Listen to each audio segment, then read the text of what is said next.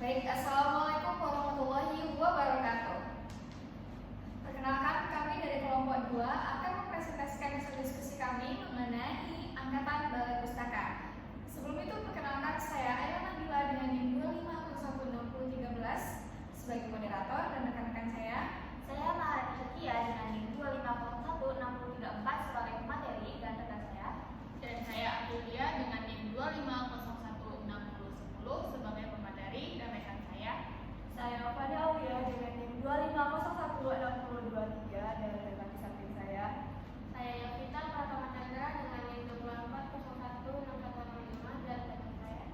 Saya Dia Pradwi dengan NIM 25016020. Baik, berikut materi yang akan kami sampaikan. Ada 4 pokok materi. Yang pertama yaitu karakteristik sejarah perkembangan sastra Indonesia Angkatan Balai Pustaka. Yang kedua ada pengarang Angkatan Balai Pustaka. Yang ketiga ada prosa Angkatan Balai Pustaka. Dan yang terakhir puisi Angkatan Balai Pustaka.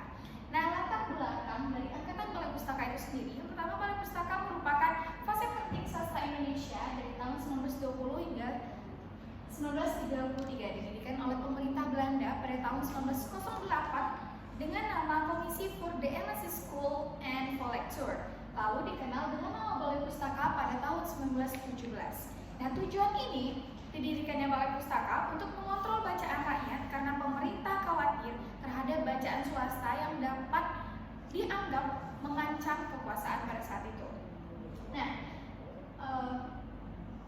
penerbit ini menerbitkan roman, cerpen, dan drama bertema konflik adat, tradisi versus modernitas, serta kawin paksa dengan bahasa Melayu yang kemudian berperan dalam perkembangan bahasa Indonesia modern. Nah, karya-karya yang terkenal yaitu ada Azab dan Sengsara pada tahun 1921, Siti Nurbaya pada tahun 1922, dan Salah Asuhan tahun 1928. Nah, meskipun berada di bawah sensor ketat, Balai Pustaka melahirkan karya-karya penting dan membuka era baru sastra Indonesia. Selanjutnya yaitu karakteristik yang akan disampaikan oleh Fania. Kepada Fania disilahkan. Terima kasih kepada moderator. Di sini saya akan menjelaskan tentang karakteristik sejarah perkembangan sastra Indonesia Angkatan Balai Pustaka. Sastra Angkatan Balai Pustaka ini didirikan oleh pemerintah Belanda pada tahun 1908 dengan nama Komisi voor de Engelse School and Lecture, atau bisa juga disebut dengan Komisi Bacaan Rakyat. Nah, teman-teman, pada tahun 1917 namanya diganti menjadi Kantor for the Collector atau biasa dikenal dengan sebutan Balai Pustaka. Nah, pendirian lembaga ini tuh dilatar belakangi oleh adanya kekhawatiran pemerintah jajahan terhadap bacaan yang diterbitkan oleh kawasan swasta yang mana ini dianggap dapat merugikan atau mengganggu ketentraman negeri. Oleh sebab itu, pemerintah diwajibkan atau diharapkan untuk menyediakan bacaan yang dapat dibaca oleh beberapa masyarakat sesuai dengan kebijakannya. Oleh sebab itu, maka terbitlah Balai Pustaka. Dalam melaksanakan kebijakannya, mereka melakukan sensor ketat, yakni mereka tidak menerbitkan tulisan yang dianggap itu menyimpang dari keagamaan. Mereka juga tidak menerbitkan tulisan yang bertentangan dengan kebijakan politik pemerintahan dan juga menyimpang dari kegiatan moral. Nah, pada awal usahanya, Balai Pustaka ini mulai mengumpulkan dan menerbitkan beberapa cerita-cerita rakyat ataupun cerita-cerita tradisional. Meskipun mereka sudah berdiri pada tahun 1908 dan berkembang pada tahun 1917, Angkatan Balai Pustaka ini baru benar-benar produktif pada tahun 1920. Pada periode ini, mereka melahirkan banyak sekali pengarang dan karya-karya penting sehingga dianggap sebagai awal sastra Indonesia modern, yaitu pada tahun 1920-an. Sekian dari saya. Terima kasih. Saya kembalikan kepada moderator. Baik, materi selanjutnya yaitu pengarang Angkatan Balai Pustaka yang disampaikan oleh Yovita. Kepada Yovita disilahkan.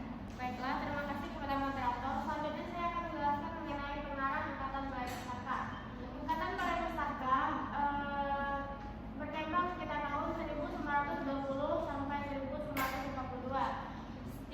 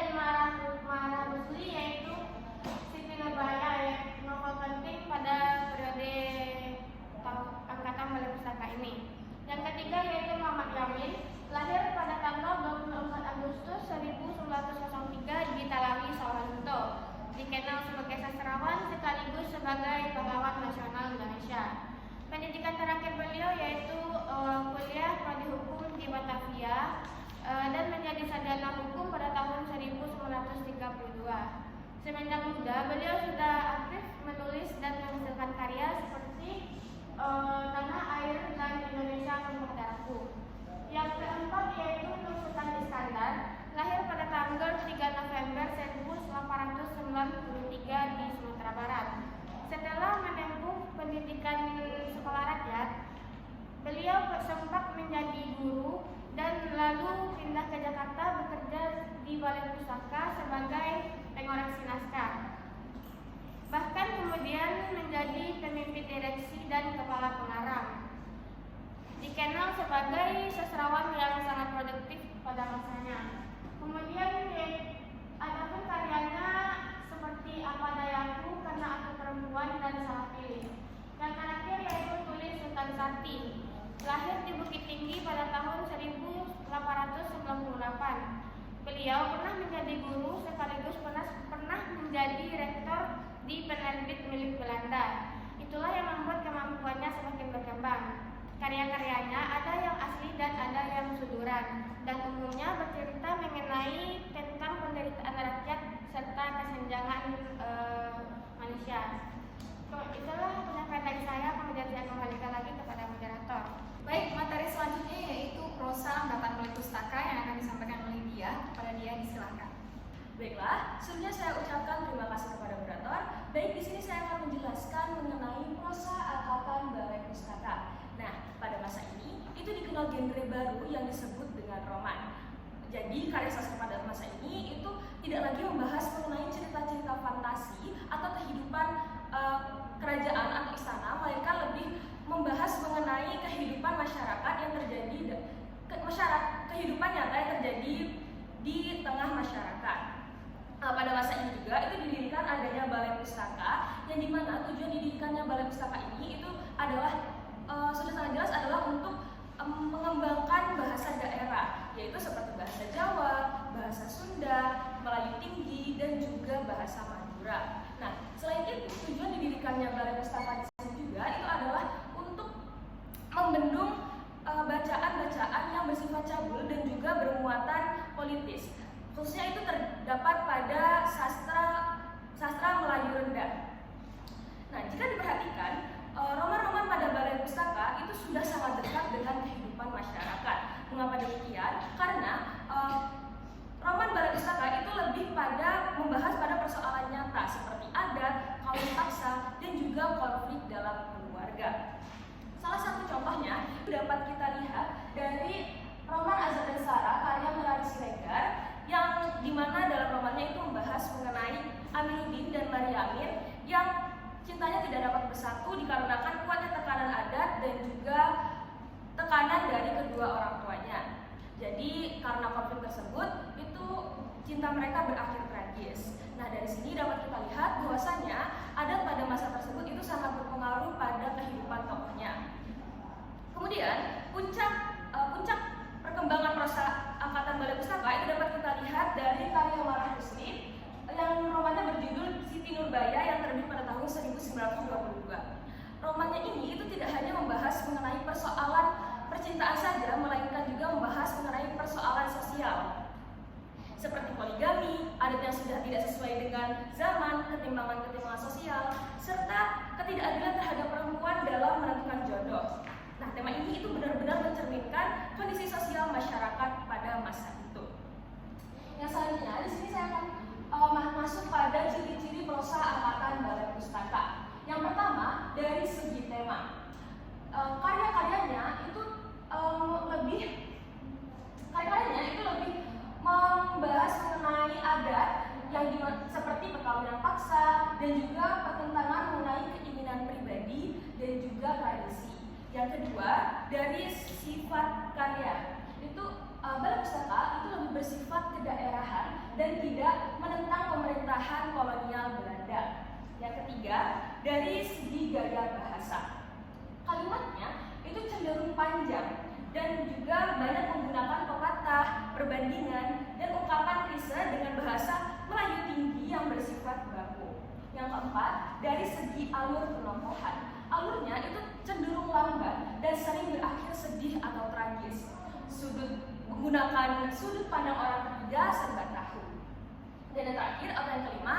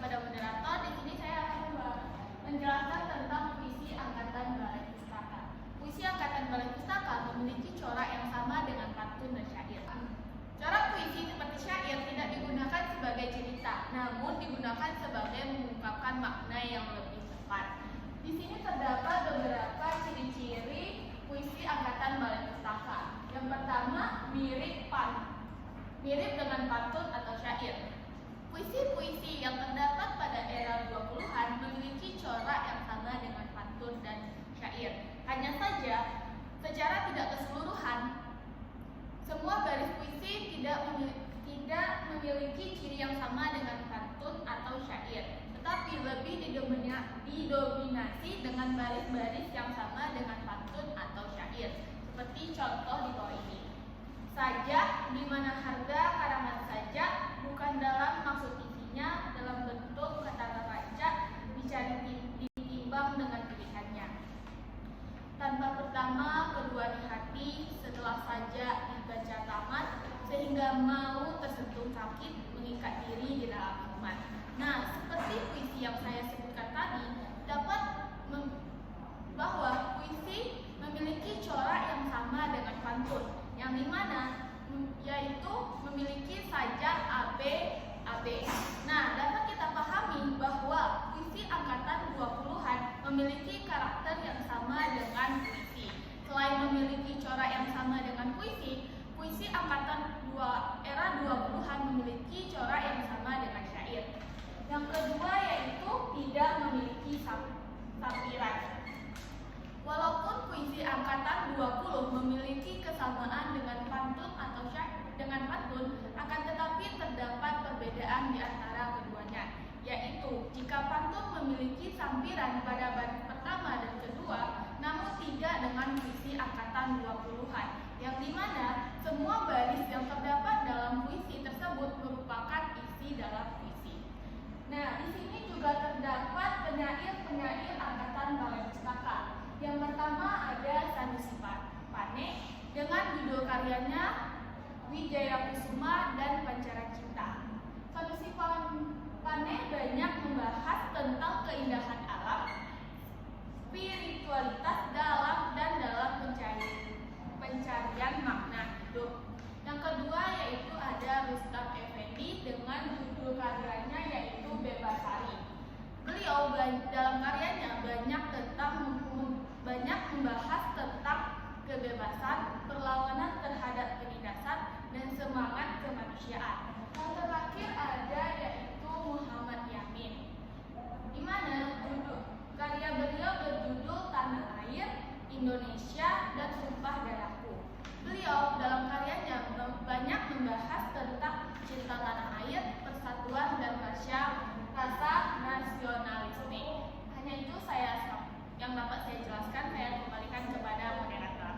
Oke, selanjutnya yaitu kesimpulan yang akan disampaikan oleh Maharani. Kepada Maharani, silakan. Baiklah, saya di sini akan menyampaikan hasil kesimpulan dari materi diskusi kelompok kami, yaitu kesimpulannya berdasarkan isi pembahasan pada makalah dapat dipahami bahwa Angkatan Balai Pustaka merupakan tonggak awal lahirnya sastra Indonesia modern, yaitu sekitar tahun 1920-an.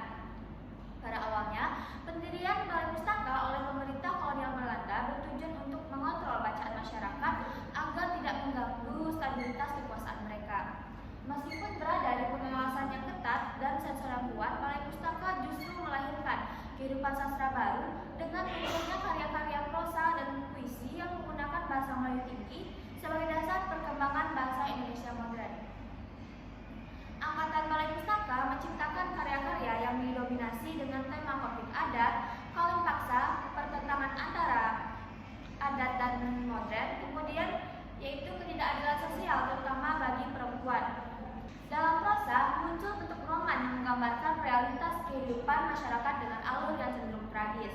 Sementara itu, puisi pada masa Balai Pustaka masih memiliki corak puisi lama seperti pantun dan syair, namun tanpa sampiran, sehingga setiap baris memiliki makna yang saling berkaitan. Ciri khas lainnya yaitu pada penggunaan bahasa yang baku, kalimat yang panjang, serta gaya yang romantik dan sentimental. Selain itu, Angkatan Balai Pustaka melahirkan sejumlah pengarang penting seperti Mirari Siregar, Mara Rusdi, Muhammad Yamin, Nur Sultan Iskandar, dan Tuli Sultan Sati yang memberikan kontribusi besar terhadap perkembangan sastra Indonesia. Melalui karya-karya mereka, sastra tidak hanya menjadi sarana hiburan, tetapi juga media pendidikan moral dan cerminan kondisi sosial masyarakat pada masa itu. Dengan demikian, Angkatan Balai Pustaka memiliki peran penting sebagai fondasi berkembangnya sastra Indonesia modern. Baiklah, sekian penyampaian kesimpulan dari saya kembalikan kepada moderator. Baik, sekian penyampaian materi dari kami. Jika ada pertanyaan, silakan ajukan di kolom komentar. Kami izin pamit undur diri. Wassalamualaikum warahmatullahi